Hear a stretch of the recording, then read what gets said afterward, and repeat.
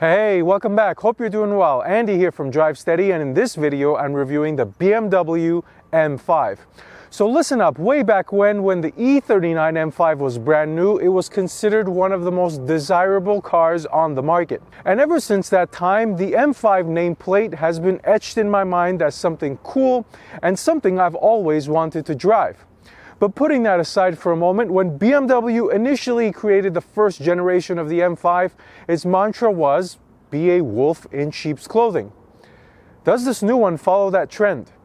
We're going to find out in this review of the BMW M5.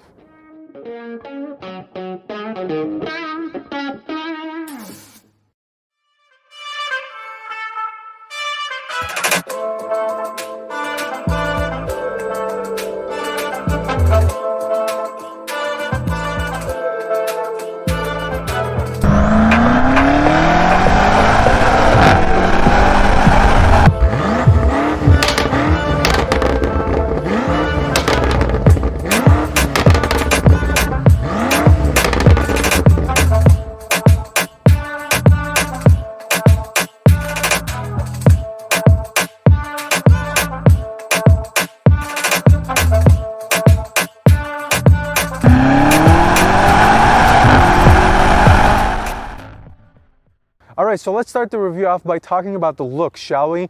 And I was very critical of this generation of the 5 Series. I thought it looked dated as a new design, but given this new nip and tuck LCI refresh that BMW has given to the 5 Series, I think it looks much better, especially in this M5 layout or trim level. With this Brands Hatch gray color, which is new for 2021, it has all the right M ingredients with the proportional kidney grills opposite to where BMW is going now, and of course the characteristic infamous M front and rear wide fenders to give it that muscular look. I think the M5 is a proper M car. And for those out there who might say, oh, it blends in too much and it looks too simple, I think it's following its mantra of being a wolf in sheep's clothing. Alright, so now let's talk about what makes this thing a wolf. The engine. So this has a 4.4 liter twin turbocharged V8 making 600 horsepower and 553 pounds-feet of torque, and it's got a 7,200 RPM redline, and it's mated to a 8-speed automatic transmission. Now there is also a competition package on the M5 that gives it additional 17 horsepower and some other mechanical bits that the base level car like this one does not have. But 600 horsepower is nothing to scoff at, because in this base level trim, the M5 gets 0 to 60 in 3.2 seconds and a quarter-mile time of 11.8. So this is almost a 10-second car in this base level trim. Hardly anything slow. Now, as far as the weight goes, this is about a 4,400 pound car. It's expected of a car of this size and with a V8 engine. And one additional cool thing BMW is giving you is this is an all-wheel drive car. So the cool part about it is BMW is allowing you to configure your layout or the driving wheels. So beyond it being a 4-wheel drive car, you can put it in 4-wheel drive sport, and if you disable the DSC, dynamic traction control, you can put it in 2-wheel drive. So not only is BMW allowing you to have your cake, you can also eat it too. You can get an all-wheel drive M5 and at the same time push a couple buttons and it becomes a rear-wheel drive M5 for those traditional M enthusiasts that have always been used to M cars being driven by the rear wheels. And now that I've told you about the engine, let's go around back and take a listen to what this thing sounds like.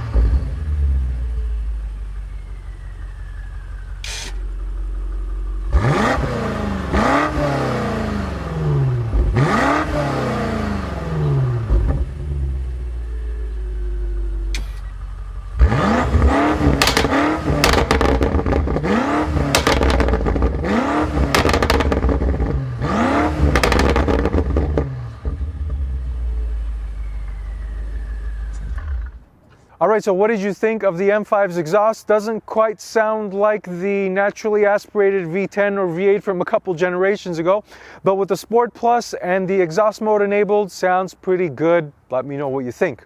Now, what makes this the wolf in sheep's clothing? We talked about the wolf, the engine part. Now, what about the sheep? And that is because this is a 5 Series underneath the skin, making the bandwidth of this car, the accessibility of the M5, very, very wide. An example of that is with this trunk. So you have a couple ways of opening it. Think about all this convenience. So you have a button on the key, there's a button on the interior, there's comfort access here. You push this, and in a 600 horsepower car, you have an absolutely massive amount of cargo space. It's a 5 Series. You can fit 2 to 3 larger pieces of luggage in here. No issues carrying around your stuff on a day-to-day basis. No issues going on a weekend getaway. You even have the ability to fold down the rear seats in, like I said, your 600 horsepower sports sedan. And the added conveniency and the bandwidth of the M5 is what gives it that appeal and basically gives it the value of the high price tag that it commands. As far as closing the trunk, electronic closing again, more convenience for you. So again, M5, highly accessible, high bandwidth. That's the wolf in sheep's clothing. Now let's go around, let me show you about these wheels and talk a little bit about the suspension. All right, so now the wheels, tires, and brakes of the M5, and all M5s come with standard adaptive shocks, but BMW decided to tinker with it for the LCI or the refresh, giving the competition model, which again, this is not, the shock absorbers of the M8 Coupe and some additional recalibration. If you get the compact, it drops the car by 0.2 inches. It becomes stiffer because of stiffer springs front and rear, and they mess with the roll bar and additional stuff. So it is also a suspension package, that competition pack, in addition to the extra horsepower that you get. Now, as far as these wheels, the M5 base level trim comes with 19-inch wheels. These are the optional 20s that you can also get on the competition package. They're painted in black. They look nice against this brand hatch color. There's also a silver painted wheel, which I actually prefer, but nonetheless, these are 20 inches up front by 9.5 and 20 inches by 10.5 in the rear. Inside the wheel barrel, you've got M compound brakes. These are ventilated and slotted for additional cooling. There's 6 pistons up front and a single floating piston in the rear. You do have the option of painting your brake caliper red, black, or blue. This one is painted red, and in my opinion is the preference for me. And the tires, these are wrapped in Michelin Pilot 4S tires, 275 up front, 285 in the rear. You might think maybe a 300 section tire or so might be good in the back, but it's okay because this has all-wheel drive and you've got all the grip that you need, helping you prevent some of the slip action back there. But that's pretty much it up front. Oh, I forgot one thing. The brakes, you can get carbon ceramic brakes in this car, and they're $8,000 and they come with gold calipers. But the nice thing about them is they save 50 pounds off of the M5. Now, on a 4,400 pound car, what's 50 pounds? Not a big deal, you might say, but it's unsprung rate right here where it's most important. So it's up to you. The steel brakes work just fine, but again, optional for you to choose. Now let's go on the inside and let's talk about the interior.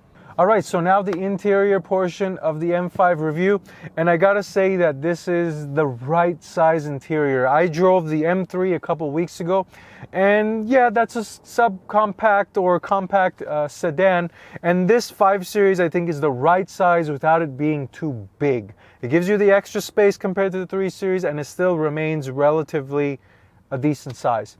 Now, as far as the details, so the seat, this is the M Sport seat. You get it in all of the M5s.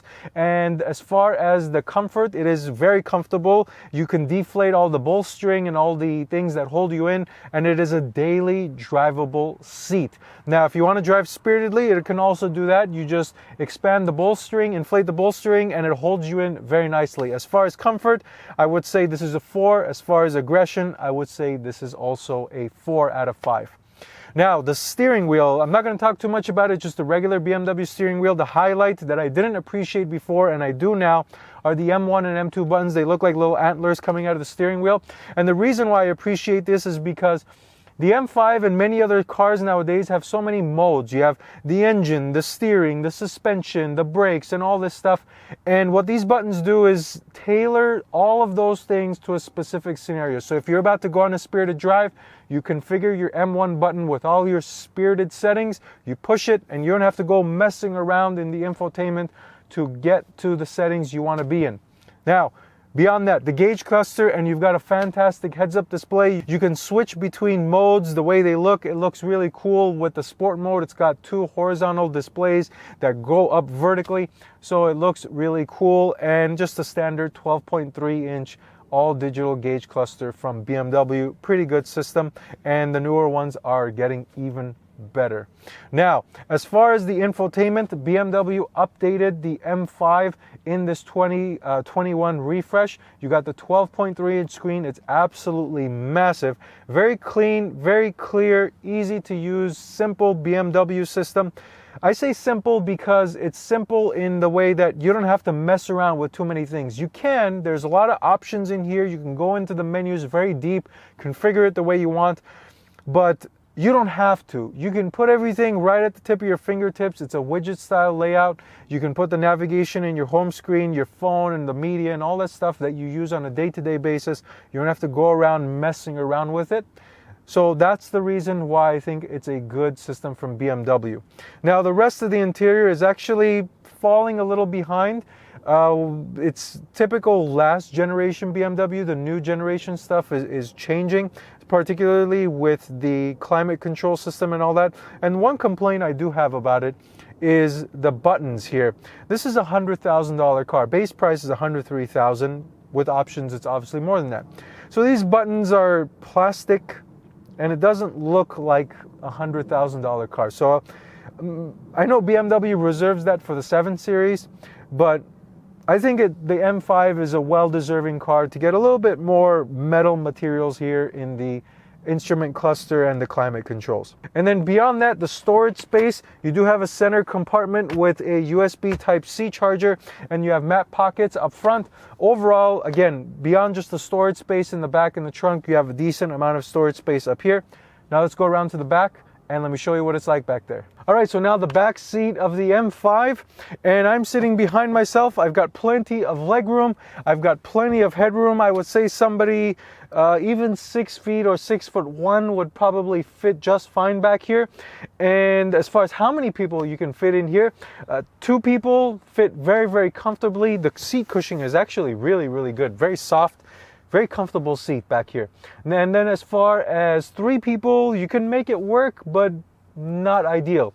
You've got a separate climate control zone and a 12-volt outlet and 2 USB Type-C, which is required nowadays for your passengers because everybody's connected. Charging, even back here, is essential. As far as your armrest, simple, easy, 2 cup holders, close it up. Nothing really special back here. So overall, the back seats, pretty good, very functional. Seats are very comfortable, decent amount of space for 2 people. Nothing to really complain about in my opinion. Now let's go to the driving portion of the review and let's see what this thing drives like. All right, so now the driving portion of the M5 review. And as always, this is what the key looks like. Very underwhelming key, nothing very exciting, saying that you drive a $100,000 M5. As a matter of fact, it's the same key that you get in like a M340i. Something with an M package even would get the same key. Anyway, I digress about my constant complaining about car keys, specifically expensive car keys. Now, the visibility out front is good. No visibility issues in general. I have 360-degree cameras, blind spot monitoring. BMW does a good job of stuffing safety stuff in here, so I'm not concerned about visibility or maneuvering in tight spaces and whatnot. Now, as far as the price goes, this is a $103,000 base price M5. This car aspect, I believe, is around 106, 107. I believe it has the executive pack and then the wheels and one other option that I'm forgetting. But you can option in the competition pack. That's $7,500 in addition. And then if you want the carbon ceramic brakes, that's an extra $8,000. So you can get well into the 110, 115 before all your local state fees and taxes and all that stuff. So now that's out of the way, let's turn it on and let's go for a drive. V8 sounds good. It definitely sounds good, actually. And the competition pack car even gets an M Sport exhaust, which this doesn't have. I wish it did have it because this does sound a little tame. I'll explain that while I'm driving here in a second. But at startup, it sounds pretty good. Now, I'm going to go ahead and put my M mode in Sport because I like the vertical gauges. And then I'm going to put the engine in Sport Plus, chassis in Sport Plus, steering in Sport. And then I'll explain why here in a second as I'm driving. So let's go ahead and push it once to the right, the paddle shift, the transmission selector, and let's put it in the most aggressive mode. Let's lock the doors. Seatbelts on. My head-up display immediately changes. It becomes much bigger compared to the regular mode, and it looks much better compared to the regular mode, much more focused, and a vertical tack hockey stick, not vertical, hockey stick style, and very clear, very easy to read. Let's go. Actually, you know what? I'm gonna go this way because there's a lot of traffic in the opposite direction. I'm not in manual shift mode. Manual shift mode, there we go.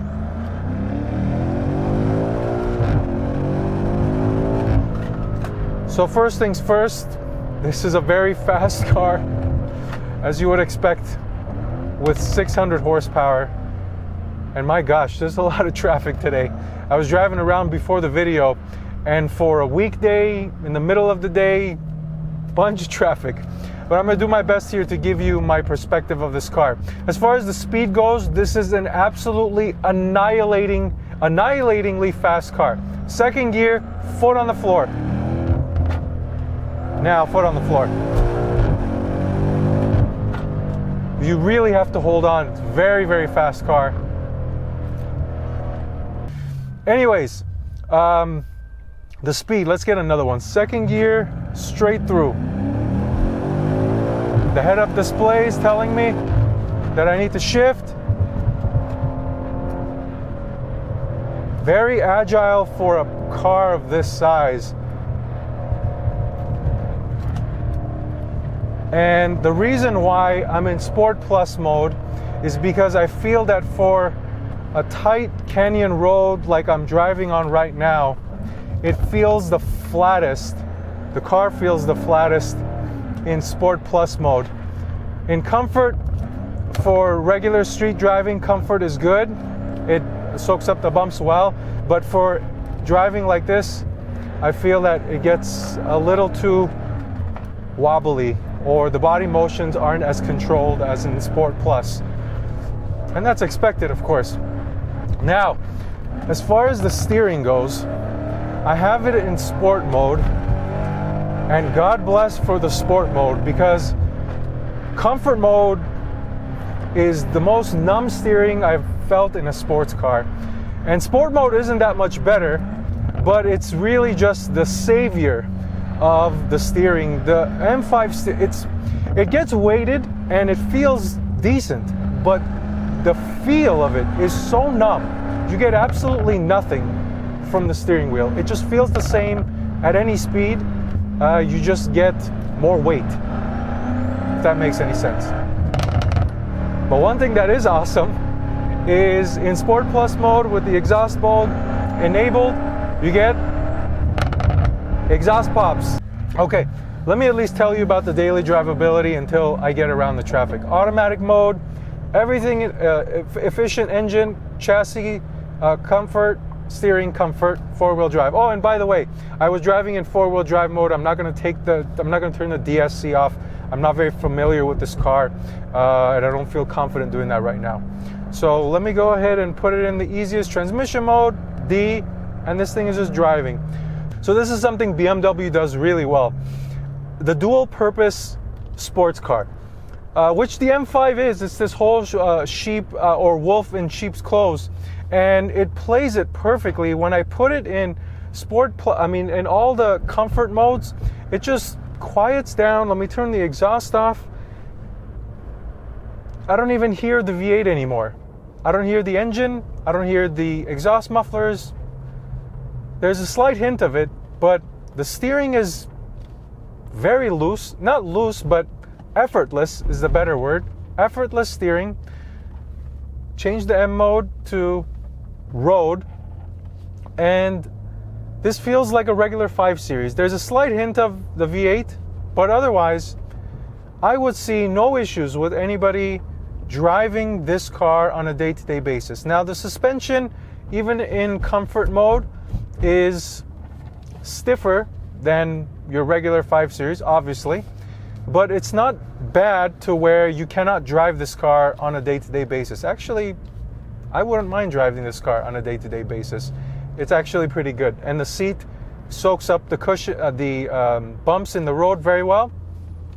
So, no issues with daily drivability in this car whatsoever. All right, let me put it in second now.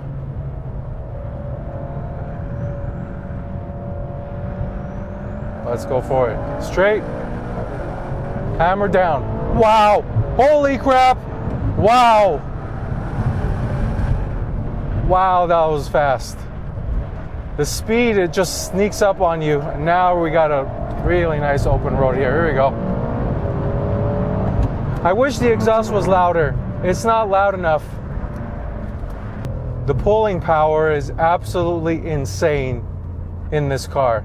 Extremely fast. I could only, if this is the base, the Civic M5, that additional 17 horsepower that people say is even underrated, I can only imagine what that's gonna feel like.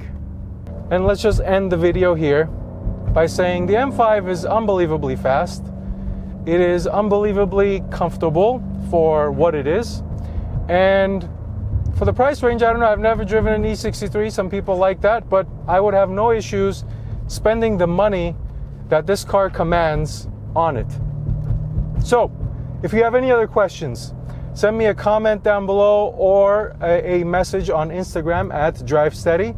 Otherwise, thank you for watching this video. Until next time, drive steady.